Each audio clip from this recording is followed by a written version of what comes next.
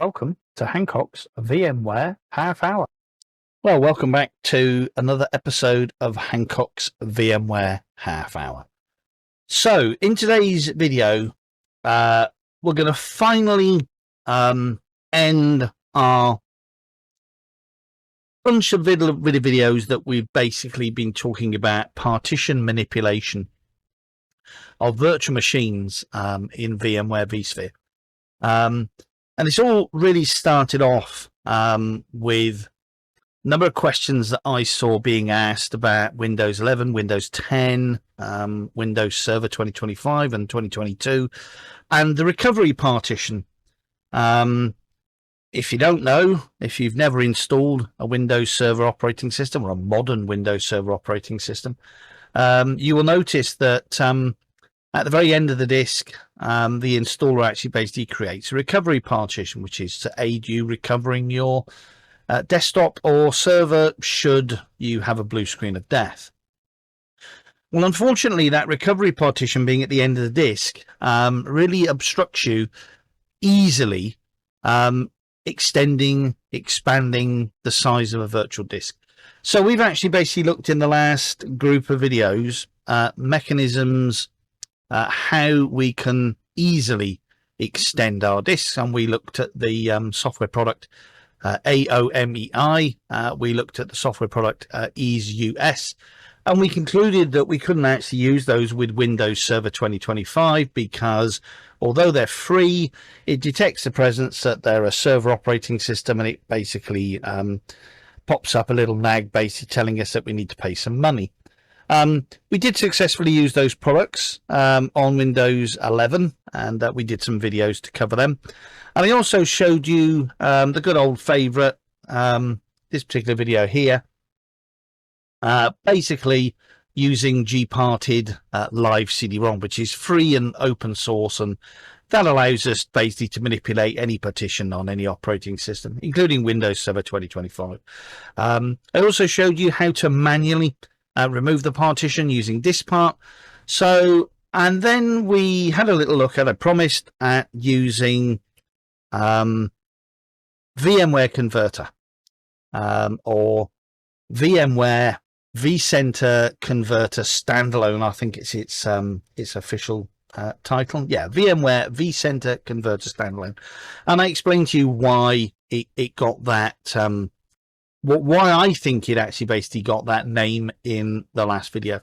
In the last video, we actually used the product successfully to expand the virtual disk and also the operating system in one process using VMware Converter on Windows 11. So back today, and we're back to our old favorite. We're back, remember, to our lab server, our ASRock or our Datto server, and we're going to have a little look at the server that I created all that way back, Cyrus Tape 03, which was our tape server, and of course I did lots of videos on tape servers and adding them to Veeam, etc. So because this is a Windows Server 2025 and because it's on a standalone ESXi host, I wanted to show you that you can use VMware vCenter Server to successfully convert a virtual machine on a standalone version of ESXi. And also we can use exactly the same recipe and the process to expand our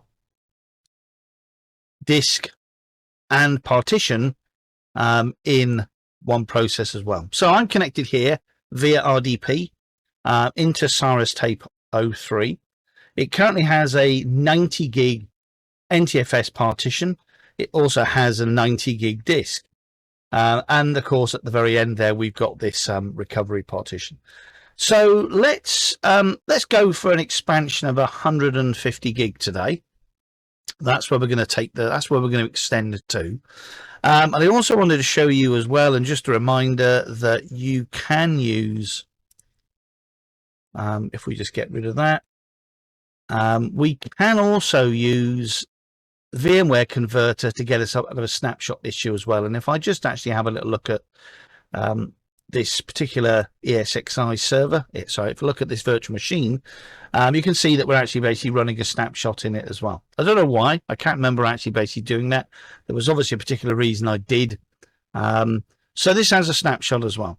So the first thing that we've got to do is we've got to shut down that virtual machine. So I'm basically just going to turn around and say guest OS shutdown. Because as I mentioned before, with our VMware vCenter converter, and let's just bring that, maximize that. We can only, if we wanted to actually convert the machine live, then we would install VMware vCenter converter actually on the operating system. But I'm just going to shut this down, and we're going to do exactly the same thing again. We're going to follow exactly the same recipe. As you can see the last conversion that we did successfully when we converted our Windows 11 machine. So I'm going to follow exactly the same recipe. Hopefully the machine is powered down. I can see in the background here that it has powered down. So I'm going to click convert machine. So it's powered off. It is a VMware infrastructure virtual machine. Now, my bad here. This particular ESXi host, this HomeLab one that we've been dealing with, is still in sort of kind of build mode. So there's no FQDN for it at the moment. I don't think I've created an FQDN for it. So, of course, the username is going to be root now, followed by the password. And as I sort of said to you before, if you try to do this when the machine is actually connected to VMware vCenter server, you're going to get a little polite message that says, please go to VMware vCenter Converter to convert this. This is not connected to a VMware vCenter server yet. So I'm going to click next. Okay, it's going to pop up and tell me about a certificate warning. And of course, we've done a lot of videos on replacing certificates on ESXi and VMware vCenter server. So I'm just going to click the button that says, do not display warning again. And I'm going to click ignore. Okay, so we've only got one virtual machine on there at the moment, which is our Windows Server 2025, which is powered off. So I'm going to select that, followed by next. It's going to go off again. It's going to download the details of that machine. It's going to have a look at what components are in the virtual machine, how much memory, how much RAM, what the network interfaces are, because it's going to recreate all those in the newly converted machine. Now, it's quite interesting. It's going to find, of course, as well. That's interesting, actually, here. We could actually convert that to... I need to do that later, actually, because I want to bring in that machine to our cluster. Anyway, I did say this was all about ESXi, so I'm not going to basically convert that machine from ESXi to VMware vCenter server, which I could do, which is again the flexibility that we have with this free product, VMware Converter. We can do V2Vs everywhere. So as I said to you before, some people do use it as a backup tool, but it does give us the ability, if there's no vMotion or migration between LANs or whatever, then and your VMware Converter workstation has access to both of those, then you can bridge VLANs, you can bridge networks, you can bridge WANs. If you've got a big enough pipe, which is got some good latency on it, some low latency, you can also use VMware vCenter server across a WAN as well. So anyway, so I'm just going to specify our ESX host 121, and I'm going to specify root, and I'm going to specify the password again, followed by next. It's going to ask me for a destination name. So I'm actually basically going to call this Windows Server 2025. I'll tell you what I'm going to do. I'm going to say new Windows Server 2025, followed by next. Okay, so we're going to put that on data store 1. I think we're probably going to have yeah, I'm just looking here at the free space. We're quite tight. So we've got 156 gigs free. So that's going to be enough to create our new it's going to be tight, 150. Yeah, we may not be able to power it on because, of course, we've also got to have space for, I wonder if we've got another data store on here. I've actually got NFS ISOs. So I'll tell you what I'm going to do. I'm going to put it on NFS ISOs just temporarily. I'll have to remember to delete it afterwards. What I was saying there is that you've got to be a little bit careful with VMware vSphere because, of course, I said at the beginning we wanted to make a 150 gig disk. That would only leave 6 gig remaining. Now, we need to have space on the data store, not only for snapshots, but we also need space for the swap file. Now the swap file is equal to the memory in the machine. And that's 16 gig. So we wouldn't be able to power on that machine because there'll be no space left on the data store for ESXi to create it. So again, don't go completely silly when you're creating these virtual machines on your data stores. But, don't think for one moment because you've got a 500 gig data store that you can use 500 gigs for a virtual machine. You can't, because you won't be able to power it on because there won't be anywhere for VMware ESXi to actually basically create the swap file. So I'm just going to temporarily put this on NFS ISOs. Might be a little bit slower, this conversion, because that's obviously spinning Rust across NFS. You may have, in the last video, you heard me say that you can select a virtual machine version. We were on ESXi 7 in the last conversion. So we've got a few more versions now, version 20 and version 2021, version 21 in ESXi 8.03. E, of course, because that's the free version. Okay, so I'm going to click next. So now it's actually basically going to present us with what. So we're not going to change the vCPUs. We're not going to change the memory, and we're not going to change the NIC. I'm just having a little look to see here whether or not that it was going to have a little look, because we've got a PCI controller in here. Of course, we've got the one that's passed through, but of course, that's a physical device, so that it can't virtualize that. So what we are going to do, copy all this and maintain layout. I'm going to say thin first of all, because it's running on NFS. I'm going to do select volumes to copy, and I'm going to click advanced. And of course, this is where we get the opportunity to have a look at the source volumes, and the total space is 89.23 gig. But I want to change the destination layout, so I'm going to click the destination layout, and I'm going to specify a size in gigabyte. And I actually basically came out and said I want to make that 150 gig. If we wanted to reduce the size, then I could turn around and go, well, let's reduce the size to 39.27, which is the current space that's used by the operating system at the moment. So that'd be a little bit silly, really, to be honest, reducing the size to the minimum size. But anyway, let's just go back and do what we were doing. So 150 gig, enter, followed by next. Okay, I'm just going to have a little look. Okay, so we're ready now basically to submit the job. So I'm just going to click finish, and it's going to submit the job. Task ID will be 2. Hopefully, let's just do a refresh. Hope that it might have actually basically, there we go, there's 2. Okay, so as I sort of kind of said to you before in the last video, if you've never done VMware vCenter conversions before, I wrote an article many years ago. If I can find the link to that on Experts Exchange, I'll put that in the description, which is a FAQ about V2Vs and P2Vs. The only difference, really, the process is exactly the same if you do a P2V. You're just doing it on a physical server, not a virtual server, but the process is exactly the same. But I wrote an article about P2Vs and V2Vs, an FAQ about them. And I think I actually coined the phrase that P2Vs and V2Vs, 50% really is technical knowledge, 25% is experience, and 25% is luck. They do go wrong a lot. And I think I also probably to man has said that I've written more articles, more videos, answered more questions about V2Vs than any other subject in VMware land. And as I actually sort of kind of mentioned that, generally by experience, if a task fails 1 to 2%, on average, they can fail between 1 to 2%. And they can fail between 96 and 100% at the end of the process. At the end of the process, 96 to 100% is when it's actually doing the conversion. So if you specified any parameters like install VMware tools or change CPUs or change the size of the disk, change partitions, that's when that's happening. 96% and greater, 96 to 100%. And at the beginning of the process, 1% to 2% is when it's actually basically starting the job off and it's doing low-level disk cloning and file cloning and stuff like that. if you manage to get above 3%, then it's probably a good chance that you're going to get a successful P2V.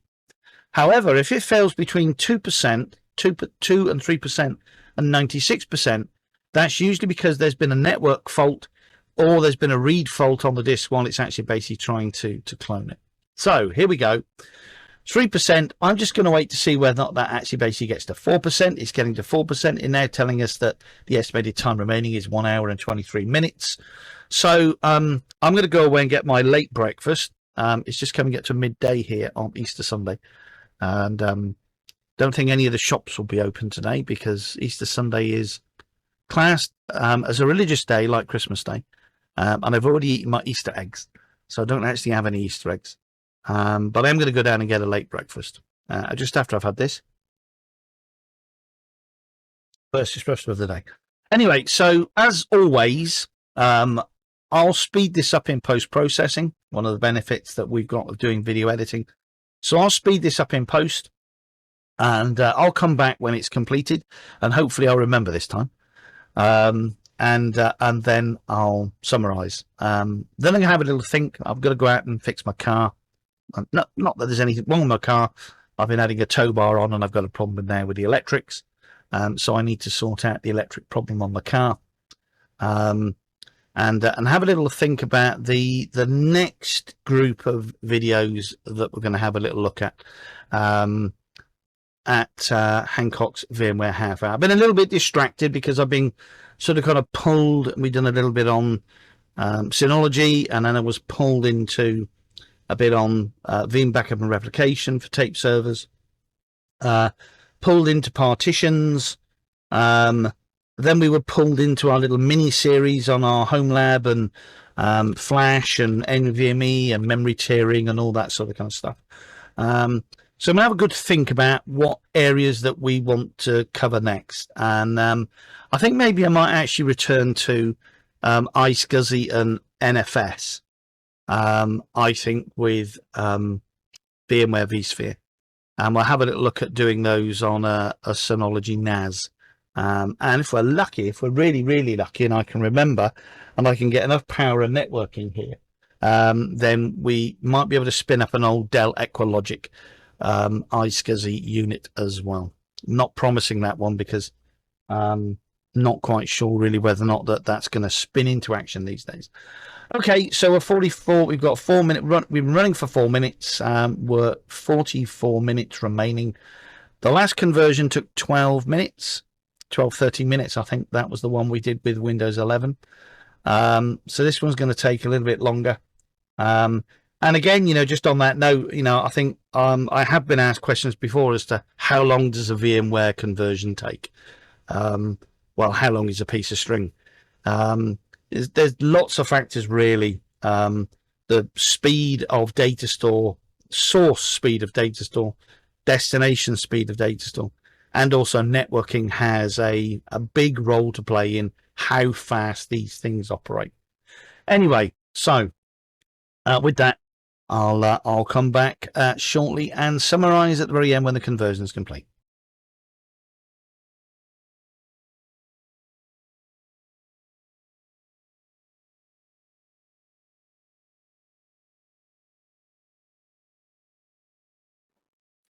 So sometime later that day, actually didn't take that long, 33 minutes. So our VMware vCenter Converter Standalone conversion, or VMware vCenter or VMware Converter conversion has completed successfully. We've got a lovely green tick completed. We've got all the way to 100% with no errors. So if I just turn that off and have a little look in the background here, then we can see, if we look at the virtual machines and our ESXi host, we've got a new Windows Server 2025. If we have a little look at that virtual machine, and we have a little look at snapshots, manage snapshots, then no snapshots present. That's good. And if we connect to that machine via RDP, Just let me turn that on. Okay, so in disk management, we can see that we've got our 133 megabyte healthy EFI system partition. We've got our 150 gig OS partition, which of course is what we wanted to do. We want to increase the size of this to 150 gig. And at the same time, we want to increase that partition to 150 gig. And we've got our 674 megabyte recovery partition on the end. So there you go. That's it. In this little mini series in talking about partitions and recovery partitions and how we move them, how we delete them using gparted live CD-ROM, AOMEI partition assistant, and Ease US partition manager, and finally our friend VMware Converter. So thank you very much for watching another Hancock's VMware half hour. If you've liked this video, then please thumbs up, like, and subscribe. If you don't like it, then don't like it, give it a thumbs down and let me know why. Okay, so my name's Andrew Hancock, and I'll be back soon for another Hancock's VMware half hour. So in the meantime, all there is for me to say, is goodbye. Cheerio now. Bye-bye.